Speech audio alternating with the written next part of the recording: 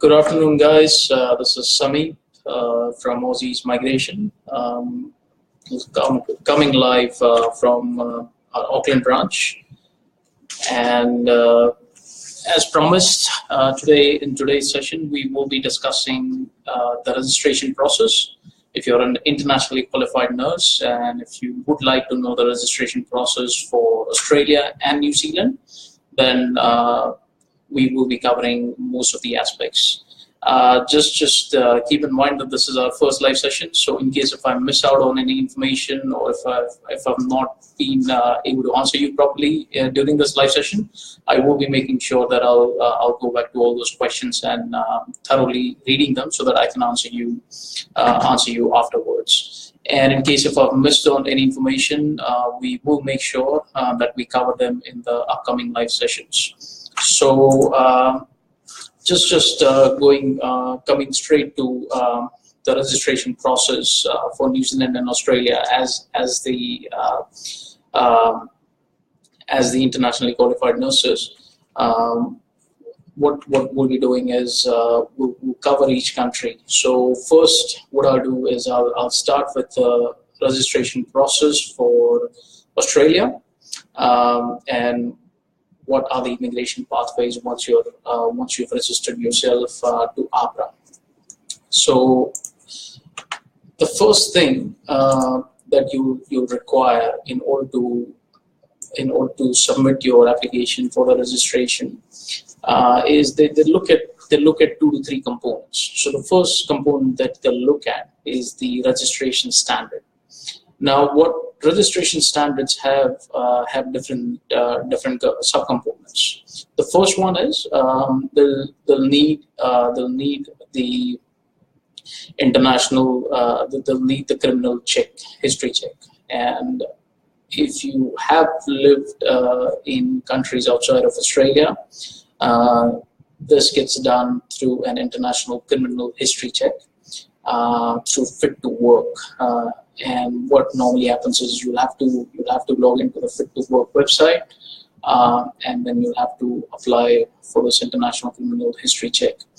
Once this is done, usually you will get a reference letter from ICHC within 24 hours and a reference number, and you're just required to use this reference page and reference number at the time of making the application to APRA as a registered nurse. Now, also keep in mind that this criminal history check is only valid for 3 months from the date of issue. So let's say that if you do apply for this ICHC check today, then you'll have to use this within the 3 months period. So you'll have to apply to APRA within 3 months. And if you intend to apply after 3 months, then you'll have to reapply for the ICHC as well.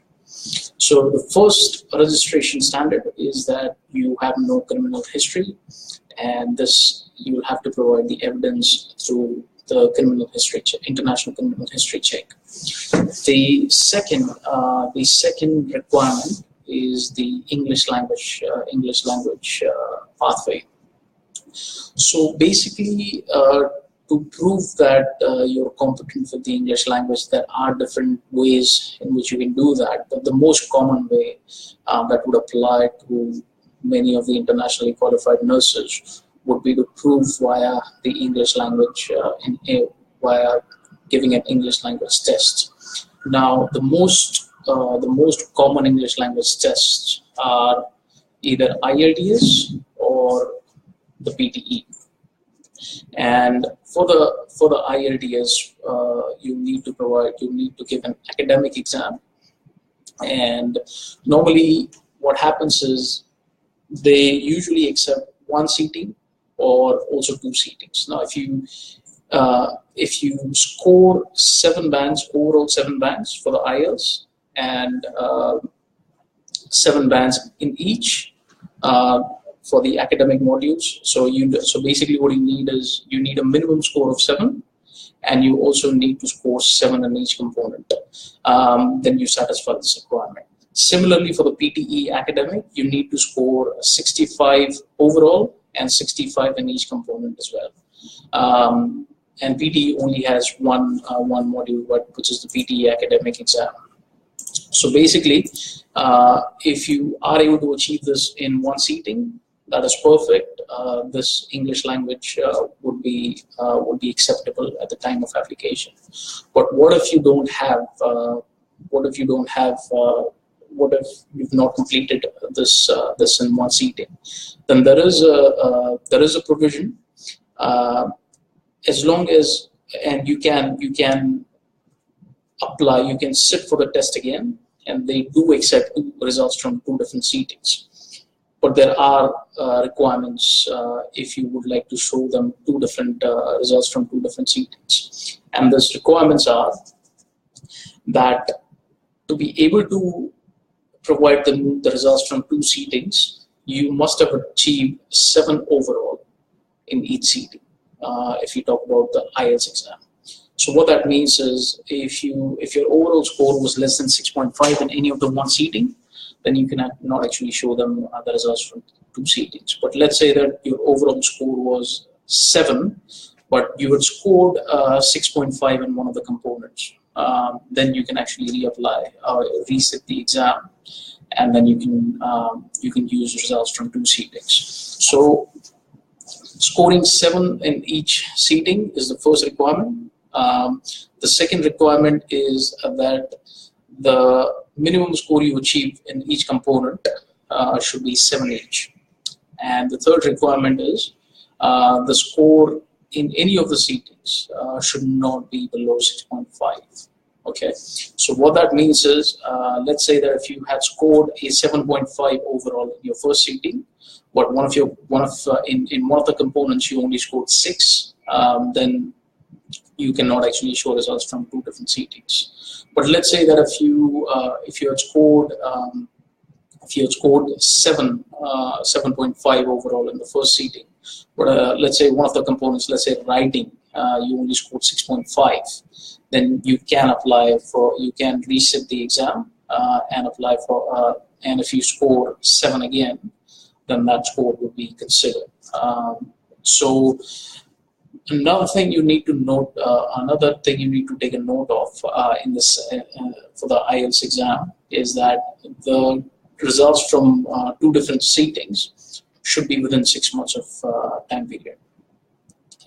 This is, and for the PTE, it is very similar as well. So basically, if you've scored a minimum of 65 and you have no less than 58 in any of the components from your first seating, but if you fail to achieve a minimum score of 65 in any of the one components, then you can reset the exam and use 2 different results, as long as each result you have scored 65 or more in each component. So the way it works is, let's say that if you in the first seating you scored, let's say that if you had an overall score of 66, for example, in the first seating, so you meet the criteria number 1, and then you also have all the 4 components, you have no less than 58 of a score, so you also fulfill the second criteria. But let's say that in the first seating, the score of speaking was only 64 and the score of writing was 62, for example. Then if you give the exam for PTE again within the 6 months, and if you are able to score more than 65 in writing and speaking, at the same time maintaining the overall score of 65 in the second seating, and also making sure that in the second seating you've not scored less than 58 in any of the other components, then these 2 results will be valid. Okay, so this is the second requirement for your registration standard. The first one being that your criminal history has to be clean, and this can be proved through an international criminal history check. And the second is the English language requirement.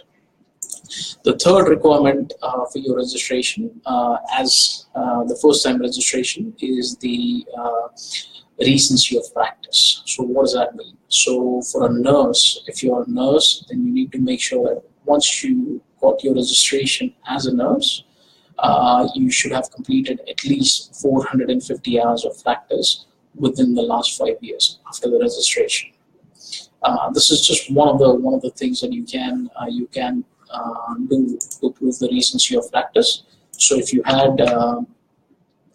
had some post-study work experience, and that was for at least 400 post-registration work experience as a nurse, and that went on for over 450 hours, then you will be complying to this registration requirement, which is known as recency of practice. There are other two requirements as well, but they're actually applicable once you've actually registered for the first time. One of them being the CPD. So once you're registered for the first time, you have to maintain the CPD points, but you're not required to maintain a CPD at the time of the first registration. And the second is indemnity insurance. So basically what that means is that when you apply for the registration, you just have to you just have to declare that you will not practice the profession unless you have professional indemnity insurance. So basically there are five registration standards. Two are not applicable to you when you're applying for the first time.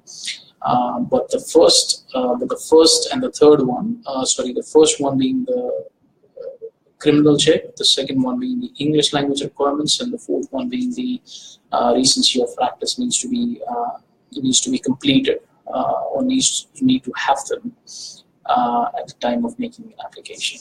Now, this is the registration standard. Now, coming back to the qualification standards, you'll need to have few things. So first thing you need to make sure of is that you need to have a minimum bachelor degree as per the Australian qualification standard. So what that means is, if your qualification from your home country, whatever you've completed to become a nurse, you have to be equivalent to at least the bachelor degree for Australia. That's the very first requirement that you need to make sure that you have. There are a few other things as well. Your qualification back home, once you so basically when you completed your qualification, your home country will also have the set standards. One of the things that APRA wants to make sure that the registration, your qualification should enable you to register at least in your home country. So if you have a qualification which does not allow you to register as a nurse even back home, then that qualification is not would not be applicable, or APRA would not be able to consider that qualification. The second thing you have to make sure is that there is an institution, education institution from which you've completed your studies, was externally accredited. So basically, it needs to be an accredited institution from where you've been qualified. The third thing is your qualification, along with having a bachelor degree, it should also have at least 800 hours of workplace experience.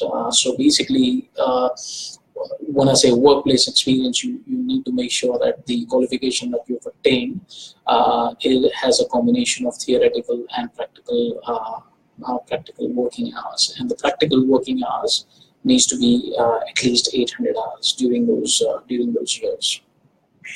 And finally, all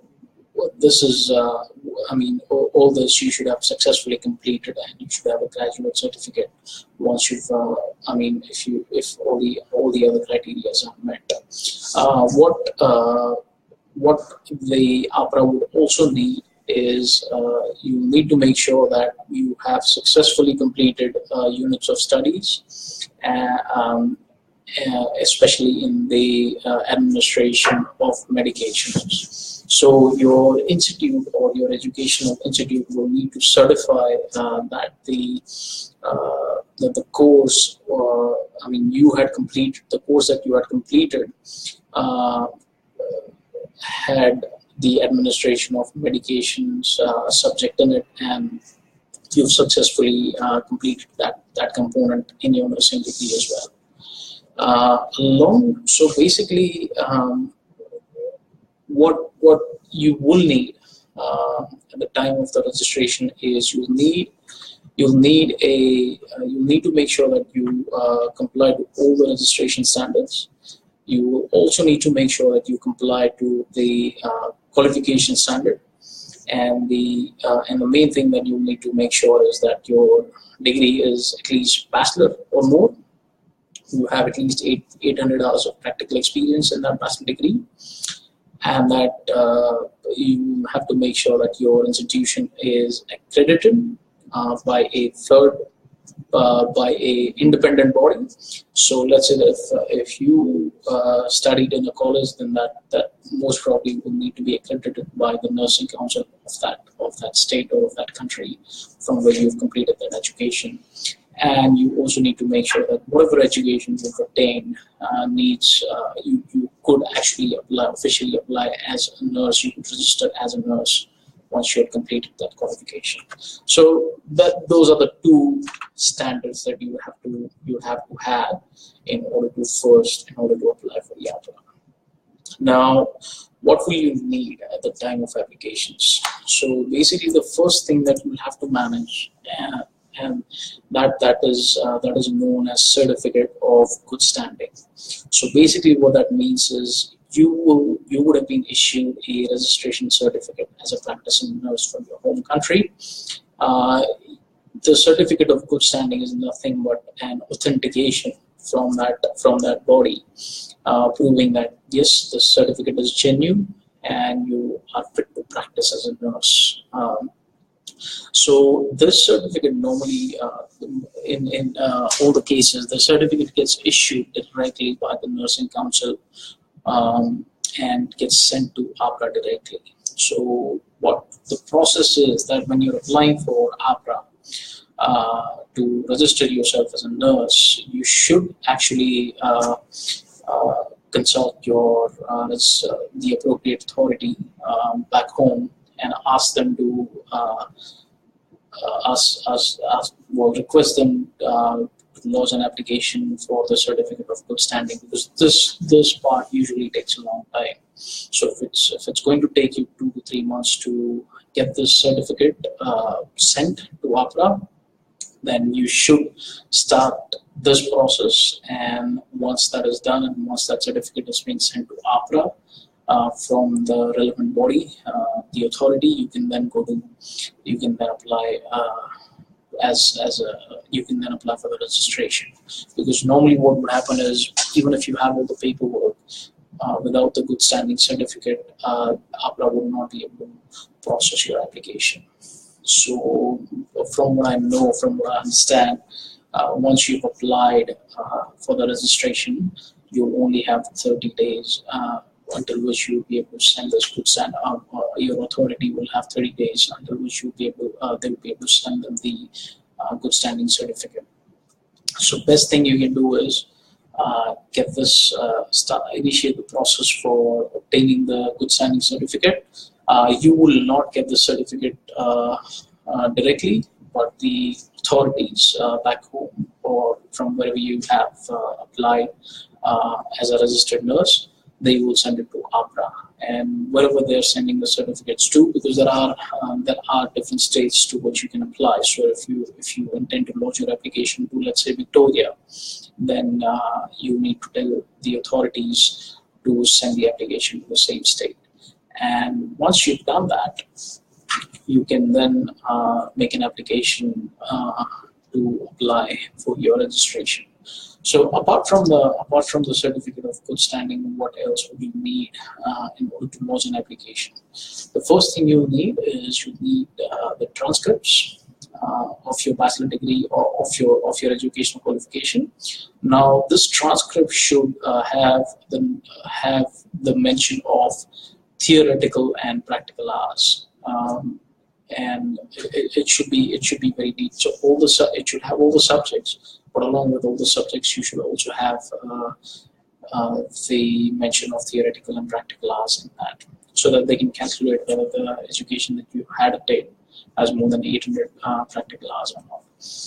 Along with that, you will need your degree certificate, and with the degree certificate, you also need to show them the experience letter that you've worked as a nurse, or you had a minimum of 450 hours of clinical experience as a nurse after you obtained the registration. We've already covered the certificate of good standing, but along with that, what you can also send to APRA during the application is your registration certificate as a registered nurse. Another thing you'll need, very important, is you need a professional CV, and in this professional CV, you have to mention a few things. First thing, you'll obviously list your work experience and where you have worked and your educational qualification in details. But along with those things, you also have to mention a few other things, such as if you had any gaps. So let's say that if you had completed your education in 2015 or 2014, and you've had a 3 years or 4 years of gap, then you need to make sure that you mention what exactly were you doing in that gap. Did you do any continuing professional development to maintain your professional competencies? So there are a few other requirements as well that you need to make sure that you put in the CV, but the CV has to be very professional. As mentioned earlier, you need to also attach a ICHC reference letter, the International Criminal History Check letter, and also the reference number in the application. And you will also need to make sure that you provide them with the evidence of the English language test, whether through OET or PTE or IELTS. And if you have done, whether you comply under 1 seating or 2 seating, if you have done 2 seatings, then you just need to apply them with the evidence of 2 different seatings. Now, few other important aspects. How long does it take for the APRA to assess your application? Normally, it takes them around 2 months at the moment. So once you've submitted the application and all your paperwork is good to go, they don't require any more evidence from the paperwork that you've submitted, then usually it takes up to 2 months for them to assess. And the fee for making the application for APRA is $660 AUD, so 660 Australian dollars at the moment. Now, once you've applied to APRA, what normally happens? So your application could go in 3 directions, either one of the three directions. So the first thing that can happen is your application gets approved. The second thing that can happen is it could obviously get rejected or get approved. But the third thing, and most of you, if you've completed the nursing Bachelor of Nursing from India, most of the times what would happen is you'd be recommended an IQN program. What that means is they've not approved your application, but they've not rejected your application. Well, they've rejected your application in first go, but they've actually recommended you an IQN course. So what that means is you can, once you've completed that IQN course, you can then reapply to APRA on the basis that you've completed, on the basis of your previous credentials and the fact that you've now completed your IQN course, and you most probably get the approval in the second go.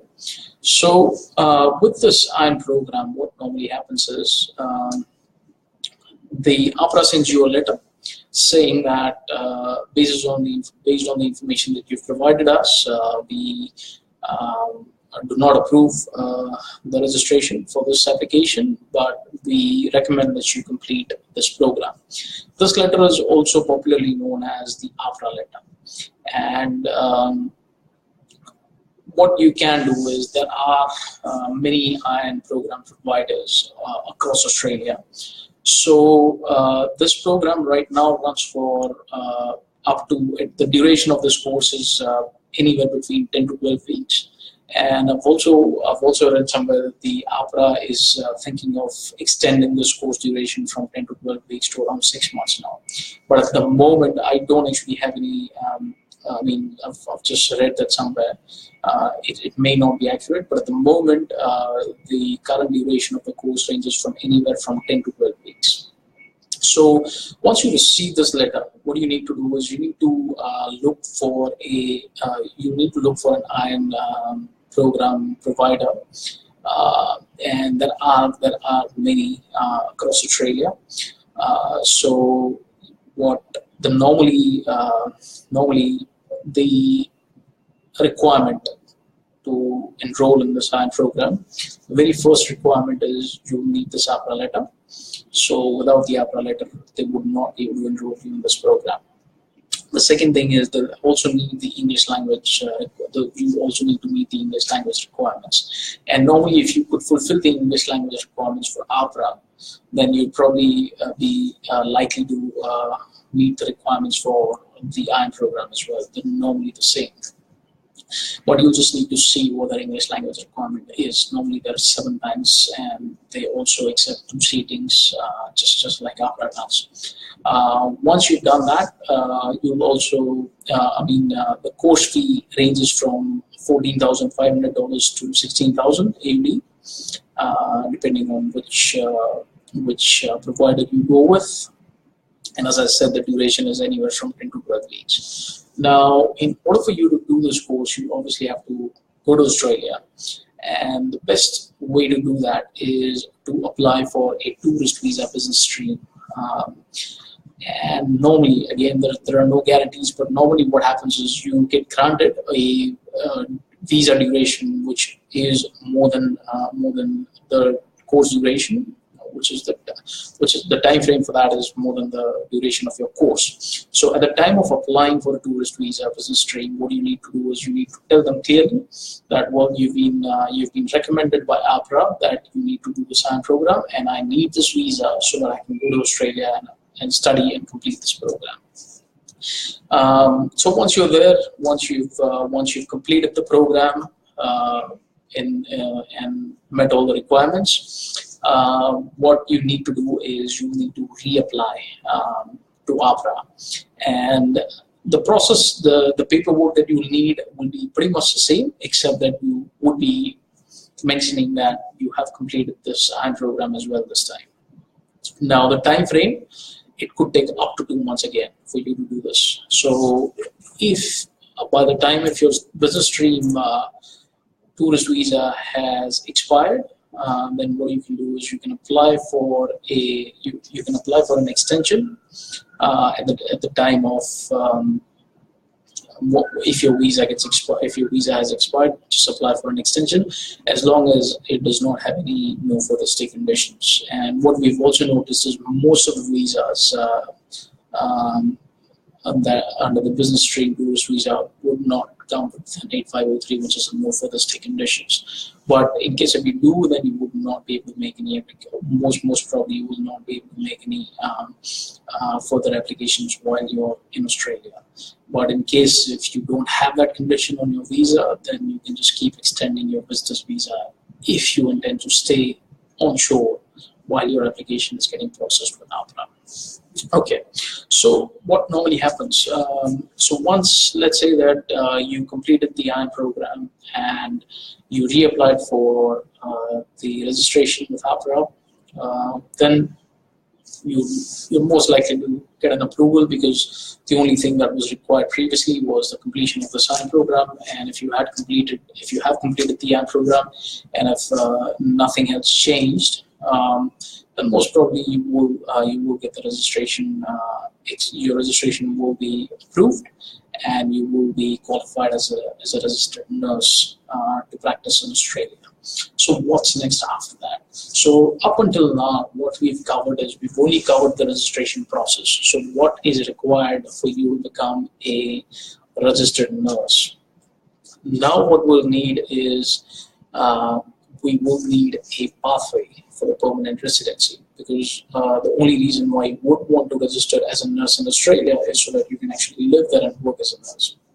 Now, for you to live there, the best way you can do that is you can actually apply for a 189 or 190 visa. So what you'll need to do is you need to first have a skills assessment done, and the assessment body that does the skill assessment is for the registered nurses is ANMAC.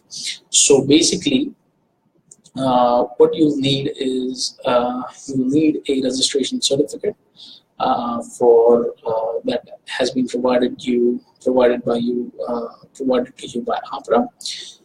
All the other paperwork that you have, you provided to APRA, you'll be reusing all the paperwork when you apply to ANMAC for the registration. But what you will need to ensure at the time of making the registration process, at the time of making the applying for the skills assessment, is you will be asked to provide a professional reference letter. Now, this is very similar to the experience letter that you provided to APRA, but they require the experience letter, or you can say that the professional reference letter, in a slightly different format. The first thing you'll need with this professional letter, and this is I'm just using the information that they've provided. This is the ANMAC that they've provided in the template. The first thing you'll need is you'll need to make sure that the letter, this experience letter or the professional reference letter, is on the letterhead, the official letterhead of the hospital in which you've worked. And it needs to be signed by a direct supervisor who is a nurse if you're applying as a registered nurse. And if your direct supervisor was not a nurse but he or she was a doctor, then they need to mention that fact in that letter, that because I was acting as a direct supervisor, I'm the one who's signing the letter. That is a doctor. It needs to be dated. It needs to contain the original signature, and along with the information, what you need to also make sure is that that experience letter mentions the duties that you were involved in as a nurse. But at the same time, you also need to make sure that this experience was, the experience that you've had was for a minimum of 3 months, and it was for a minimum of 3 months on a full-time basis. But then what you also need to make sure in this letter is that you need to mention the CPD, which is known as continuous professional development. What did you do outside of your work experience in order to maintain your professional competencies? So if you want more information, the best thing you can do is you can go to the ANMAC website, and they have a template in which they've specified as to exactly in what format do they need this letter. Now, this is not the APRA requirement, this is the ANMAC requirement. So what I would normally suggest is, if you prepare if you've got enough experience as a nurse, while you are thinking of going to your employer and asking them to write you an experience letter on the basis of your past work, what you can also ask them to do or request them to do is to write that letter in a format that ANMAC needs. So that you can use the same experience letter at the time of doing the skills assessment as well. So this assessment process, if you have all the paperwork, then you can expect that your assessment will be completed within 3 months, hopefully. And the current fees for doing this assessment is roughly $600.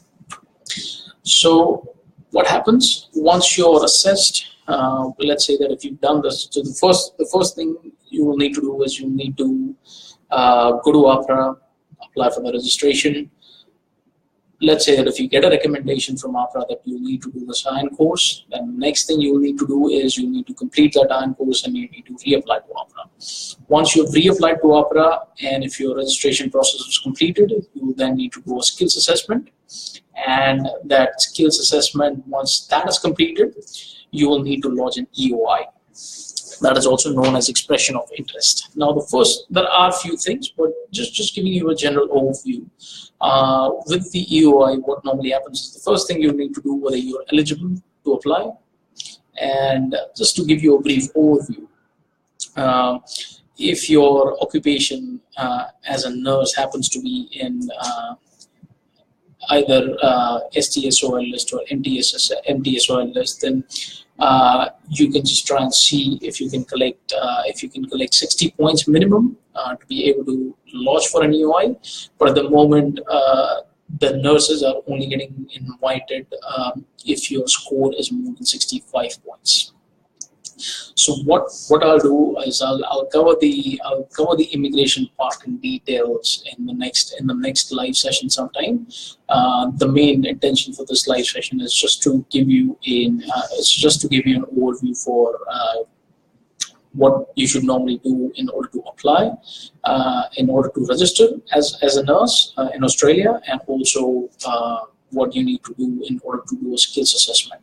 Once you've done these two parts, the process for immigration is fairly straightforward, and nowadays it's very simple. Or if you have completed the first two parts, then most likely you will be able to reach 60 or 65 points threshold quite easily.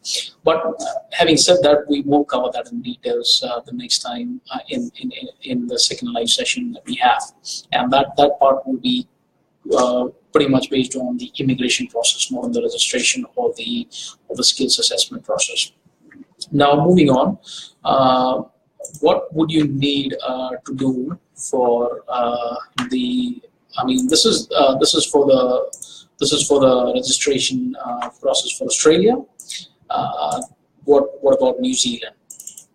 So the New Zealand registration process has very similar steps, but it normally, the requirements are more stringent than it is for ANMAC.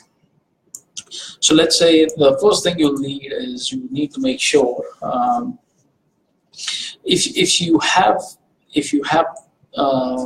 think that you have all the paperwork for applying to APRA for the Australian registered nurse, then most likely you should be able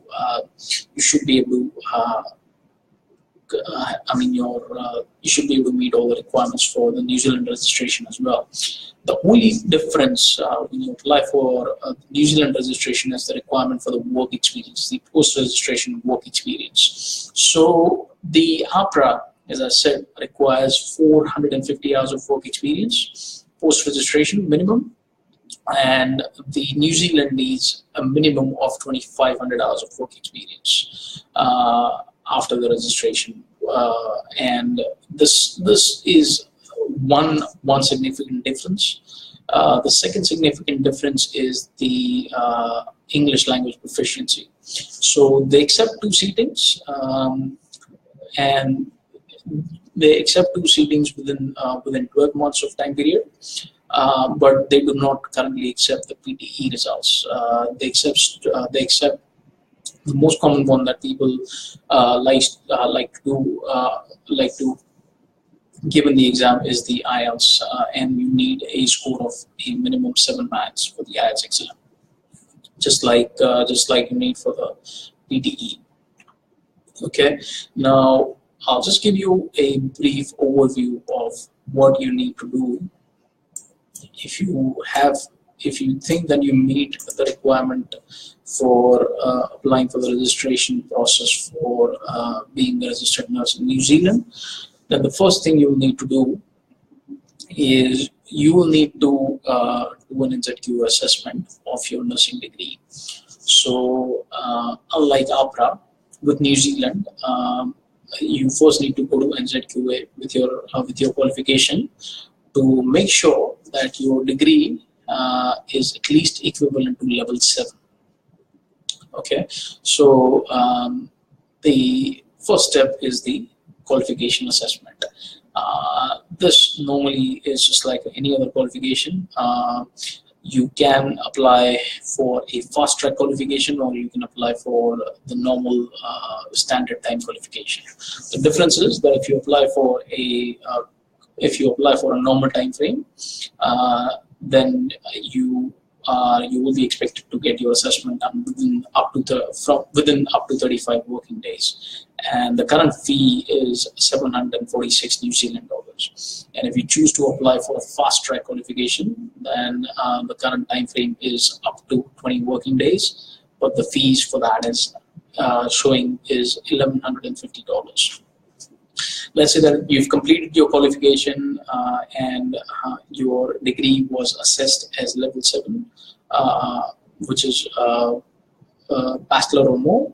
Then what you can do is you just need to make sure whether you have the 2 years of work experience, post registration, and the experience that you need. It doesn't have to be a staff nurse experience. There are various work experience that you can show them.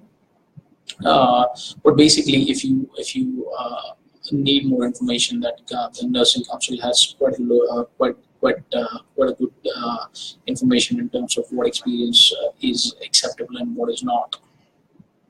Now, you have a very similar process. So you have experience, you have the level 7 or equivalent qualification, then the paperwork that we've discussed previously. So you need certificate of good standing, you need your English language proficiency, you need to make sure that you're good in character, and you can make an application based on those paperwork to the Nursing Council in New Zealand, and the Nursing Council also can take your application in one of the 3 directions. Either your application is approved, it's rejected, or you are recommended a CAP course.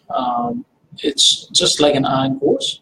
The New Zealand Nursing Council can recommend you a CAP course. And the CAP course normally is very similar to the IQN programs in New Zealand. So they normally run from 8 to 12 weeks, and you cannot do this course unless the Nursing Council has recommended you this course. So if you have been provided with a letter from the Nursing Council that you can do this CAP course, then what you need to do is you need to just enroll yourself in with one of the providers who offers this CAP course. And the average fee that I have seen across different cities that offer across different institutions that offer this CAP course is anywhere between $8,000 to $10,000, and the average duration is anywhere from 8 to 12 weeks. And if you happen to meet the registration requirements for most of the other registration requirements for the New Zealand Nursing Council, especially for the English language criteria, then most likely you also meet the registration requirement or the enrollment requirement for the CAP course as well, in terms of the English language. And normally what will happen is once you've completed this CAP course, you will then need to reapply to the New Zealand Nursing Council based on the previous paperwork that you have provided, and also based on the fact that you've now completed your CAP course, and then you just have to wait for the decision again. And unlike Australia, the immigration pathway, and what I'll do is I'll cover the immigration pathway for both Australia and New Zealand once you've obtained your registration. But just to give you a brief overview, in most cases, what you can do is you can think of applying for a skilled migrant category if you're in New Zealand. So for that, you obviously have to make sure that you meet all the requirements for the skilled migrant category, that being that you have an offer letter to work as a nurse from any of the hospitals, I mean your employer, and you also want to make sure that you currently can obtain 160 points. So basically what we'll do is we'll keep this video contained to the registration process for Australia and New Zealand, and in the second part what I'll be doing is I'll be covering the immigration process for both these countries once you've obtained the registration. So I hope this video was useful for you, and what we'll do is if you have any questions, then we will be answering them later on. And if you require any more information, then you can just give us a call. We will be more than happy to help you. I would also like to thank few people who showed interest in this seminar, in this live session. That is Arfan, Kalal, Khalil, and Hussein, who showed interest, and I hope this video was useful to you guys. So I'll see you in the next session. As promised, we will be covering the immigration process in details, and that would be on the basis that you've applied your registration with either Nursing Council in New Zealand or Outlaw was successful. Thank you guys.